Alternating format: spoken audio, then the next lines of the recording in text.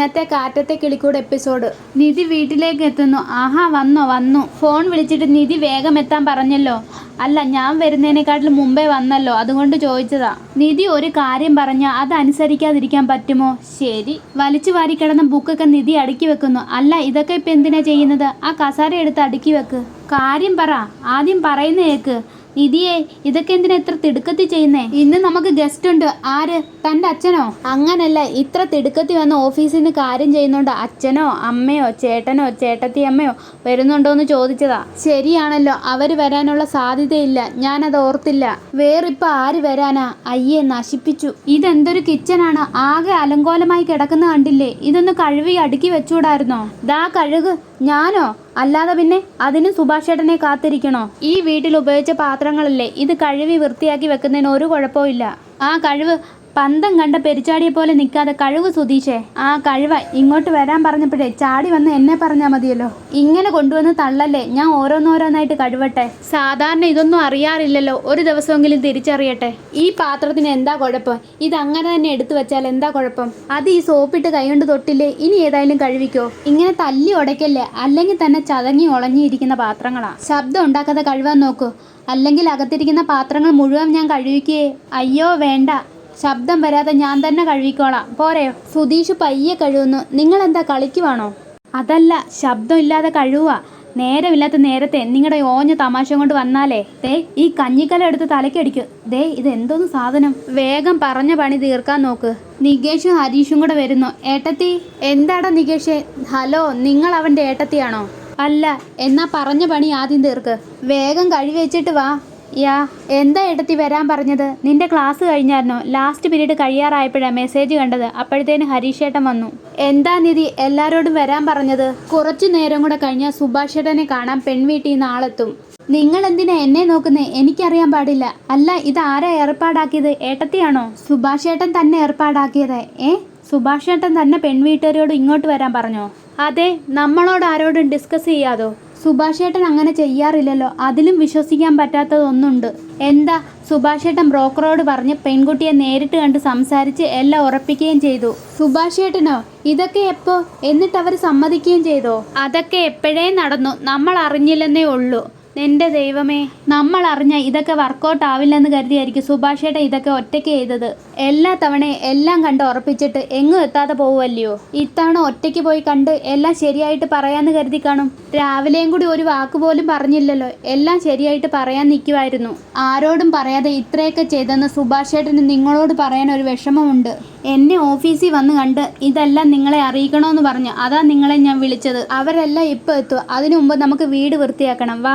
അതല്ല നിധി, സുഭാഷ് ഏട്ടൻ ഒറ്റയ്ക്ക് പോയി പെണ്ണ് കണ്ടെന്ന് പറഞ്ഞ് എല്ലാം ശരിയാക്കിയത് അത് ശരിയാണോ? അതാ എനിക്ക് സംശയം. പെണ്ണ് കാണാൻ പോവാന്ന് പറഞ്ഞാൽ സാധാരണ സുഭാഷ് ഏട്ടൻ ഒഴിവാക്കുന്നതാ. ഒറ്റയ്ക്ക് പോയി പെണ്ണിനെയും വീട്ടുകാരെയും കണ്ട് കല്യാണം ഉറപ്പിച്ചെന്ന് പറയുമ്പോൾ എനിക്കിതിലെന്തോ കുഴപ്പമുണ്ടെന്നാ തോന്നുന്നത്. കുഴപ്പമൊന്നും കാണത്തില്ല. ഒറ്റയ്ക്ക് ഇതൊക്കെ ചെയ്തെന്ന് എനിക്ക് ആശ്ചര്യം തോന്നിയിരുന്നു. അതിപ്പോൾ എന്നെ ആലോചിക്കണ്ട. നമ്മളുടെ ആഗ്രഹം സുഭാഷ് ഏട്ടൻ്റെ കല്യാണം നടക്കണമെന്ന് തന്നെ ആയിരുന്നല്ലോ. ഇനി അത് നടക്കാൻ വേണ്ടി നമുക്ക് എന്ത് ചെയ്യാൻ പറ്റുമെന്ന് വെച്ചാൽ അത് ചെയ്യാം. സുധീഷ് പോയി എന്തെങ്കിലും പോയി സ്നാക്സ് മേടിച്ചിട്ട് വാ. 2 പാക്കറ്റ് പാലും. ആ ശരി. അല്ല, പെൺകുട്ടി ആരാന്ന് പിടികിട്ടിയോ? ഇല്ല ഹരീഷ്, അതൊന്നും എന്നോട് പറഞ്ഞില്ല. ഞാനും ചോദിച്ചില്ല. വീട്ടിലേക്ക് വരുമ്പോൾ സംസാരിക്കാമല്ലോ. അല്ല, പെണ്ണിൻ്റെ വീട് എവിടാ? വീട്ടുകാരൊക്കെ എങ്ങനെയാണെന്നറിയാതെ. അല്ല, ഞാൻ ബ്രോക്കറിനെ ഒന്ന് ഫോൺ വിളിച്ച് ചോദിക്കാം. അല്പനേരത്തിനുള്ളിൽ അവരിങ്ങ് എത്തുമല്ലോ, അപ്പം നേരിട്ട് കണ്ട് ചോദിക്കാം.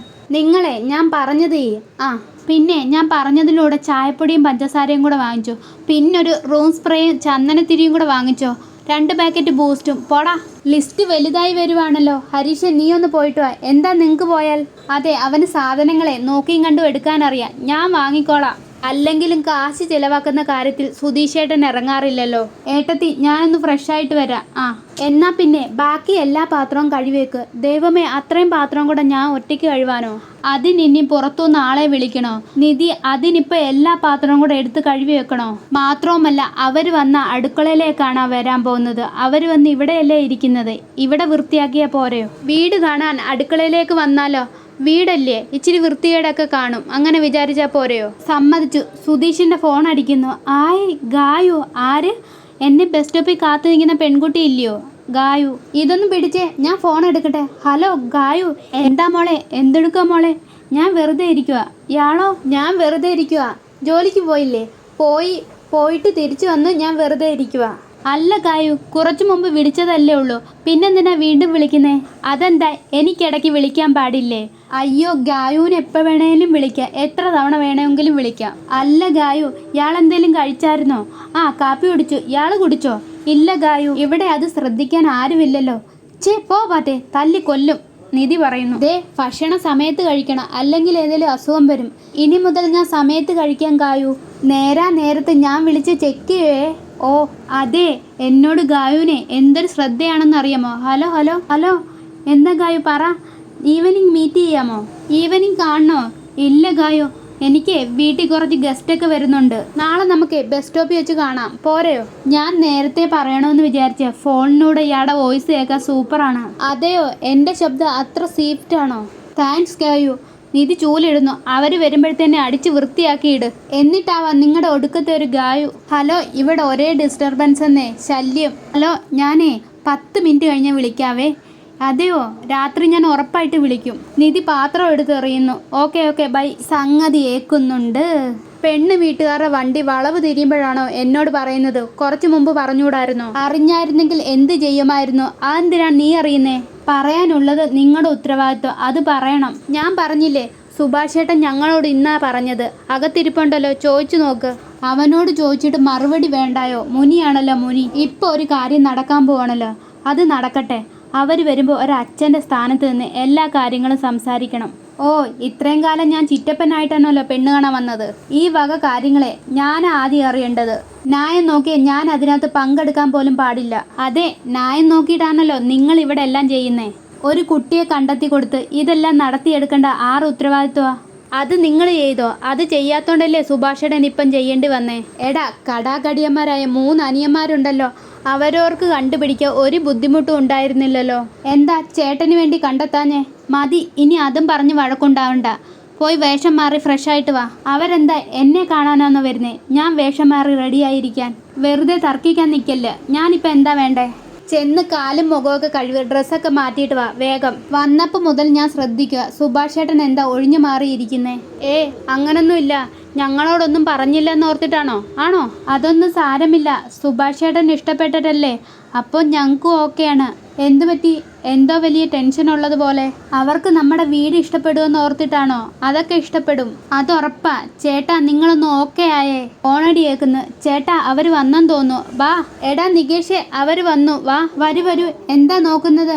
വീട് സ്വന്തം തന്നെയാ, ഇത്തിരി പഴക്കം ഉണ്ടെന്നേ ഉള്ളൂ, പൊളിഞ്ഞു വീഴാൻ പോകുന്നില്ല. വീട് മാത്രമല്ല, ചുറ്റുമുള്ള തോട്ടവും നമ്മുടെ തന്നെയാ. അല്ല നിങ്ങൾ? ഞാനോ? അത് പറഞ്ഞില്ലായിരുന്നോ? ഞാൻ ഇവൻ്റെ തന്ത, ഫാദർ ഭാസ്കരൻ. അച്ഛനെ പറ്റിയൊന്നും പറഞ്ഞില്ലായിരുന്നോ? ഇത് അച്ഛൻ, ഇത് സുധീഷ്, നികേഷ്, ഹരീഷ്, ഇത് നിധി, സുധീഷിൻ്റെ വൈഫാ. ചേട്ടന് മുമ്പ് അനിയൻ കെട്ടി, ലവ് മാരേജാ, അറിയാം. മോളെ, ചായ എടുക്ക്. ആ, ബാ നികേഷേ. ഏട്ടത്തി, വന്നവർ 3 പേരും പെണ്ണിൻ്റെ അച്ഛനും അമ്മയും അമ്മായിയും ആയിരിക്കും. പക്ഷെ മറ്റേതാരായിരിക്കും? അറിയില്ലടാ, പെണ്ണിൻ്റെ ചേച്ചി ആയിരിക്കും. ആവോ, വാ. ചായ എല്ലാവർക്കും കൊടുക്കുന്നു. വീടൊക്കെ കാണണോ? ആ വരൂ. പെണ്ണിൻ്റെ ചേച്ചിയാണെന്ന് തോന്നുന്നു, അവരായിരിക്കും എല്ലാ കാര്യം തീരുമാനിക്കുന്നത്. കണ്ടിട്ട് വന്നിരിക്കുന്നു. ഇപ്പോഴത്തെ അവസ്ഥ നോക്കണ്ട, കല്യാണത്തിന് മുമ്പ് എല്ലാ ഫർണിച്ചറും മേടിച്ചിടാം. കുടുംബത്തിലെ മൂത്തയാള് സുഭാഷ് അല്ലേ, അപ്പൊ അനിയന്മാരുടെ കാര്യത്തിൽ ഉത്തരവാദിത്വം സുഭാഷിനായിരിക്കും അല്ലേ? അങ്ങനെയൊന്നും അല്ല, ഇവിടെ എല്ലാവരും അവനവൻ്റെ കാര്യം നോക്കാൻ പ്രാപ്തിയായവരാ. സുഭാഷ് ചേട്ടൻ ഞങ്ങളെയെല്ലാം നിയന്ത്രിക്കുന്നേ ഉള്ളൂ. കല്യാണം കഴിഞ്ഞാൽ സ്വന്തം ജീവിതമാവുമെന്ന് ഞങ്ങൾക്കറിയാം. അല്ല, നിങ്ങൾ ആരൊക്കെയാന്ന് പറഞ്ഞില്ലല്ലോ. ഇത് അച്ഛൻ, ഇത് അമ്മ, അത് അമ്മായി. അപ്പം മറ്റേത് കുട്ടിയുടെ ചേച്ചി ആയിരിക്കും അല്ലേ? ഞാൻ തന്നെയാ പെണ്ണ്. ഇതൊരു പുതുമയാണല്ലോ. പെണ്ണ് ചെറുക്കൻ്റെ വീട്ടിന് ചെറുക്കനെ കാണാൻ വരുന്നോ? അങ്ങനൊരു വഴക്കമില്ലല്ലോ. പുതിയ കീഴ്വഴക്കം തുടങ്ങി വെക്കുവാന്നോടാ. ആദ്യ കല്യാണത്തിൽ എല്ലാം പഴയ രീതി നോക്കി നടത്തിയതാ, അതെല്ലാം പരാജയമായി പോയി. ഇനിയുള്ള കല്യാണം എല്ലാം ശരിയാവണമെന്ന് കരുതിയിട്ടാ ഇവള് തന്നെ മുന്നിട്ടിറങ്ങിയത്. 2ാം കല്യാണോ? അതെ. എന്താ സുഭാഷേ, ഇതൊന്നും വീട്ടിൽ ആരോടും പറഞ്ഞില്ലയോ? ഞാൻ പറഞ്ഞോളാം, സാരമില്ല, ഞാൻ തന്നെ പറഞ്ഞോളാം. എനിക്കിത് സെക്കൻഡ് മാരേജാ. ആദ്യ വിവാഹം എല്ലാം നോക്കി തന്നെ നടത്തിയത്. പക്ഷേ ഞങ്ങൾ തമ്മിൽ ശരിയായില്ല. തുടർച്ചയോടെ പ്രശ്നങ്ങളാണ്. ഒരു ഘട്ടം കഴിഞ്ഞപ്പോൾ അങ്ങനെ ഒരു വിവാഹം വേണ്ടെന്ന് വിചാരിച്ചു. ഇപ്പോൾ ഡിവോഴ്സിന് അപേക്ഷിച്ചിരിക്കുക. ഇത്രയും കാണിച്ചുകൊണ്ടാണ് ഇന്നത്തെ എപ്പിസോഡ് അവസാനിക്കുന്നത്. ഈ വീഡിയോ കാണുന്നത് സബ്സ്ക്രൈബ് ചെയ്യണേ.